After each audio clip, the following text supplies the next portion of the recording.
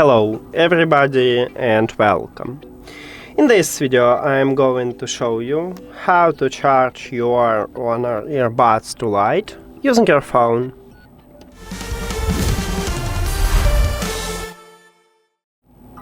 And all you need to have for this is only USB-C to USB-C cable. But if your phone do not support USB-C, maybe you should have Lightning to USB-C or even micro USB to USB-C. Now let's connect USB-C cable to the phone.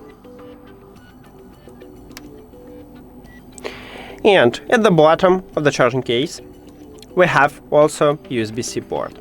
So connect the second USB-C cable right at this port. Now the most important is this LED light. So if you see it, meaning that your headphones are charging. And that's it.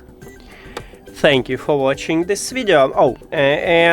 These headphones doesn't support wireless charging. So we cannot use reverse wireless charging from the phone, even if your phone supports this technology. And now that's it. Thank you for watching this video. If you found it helpful, please consider subscribing to the channel and leave the like on the video. See you later!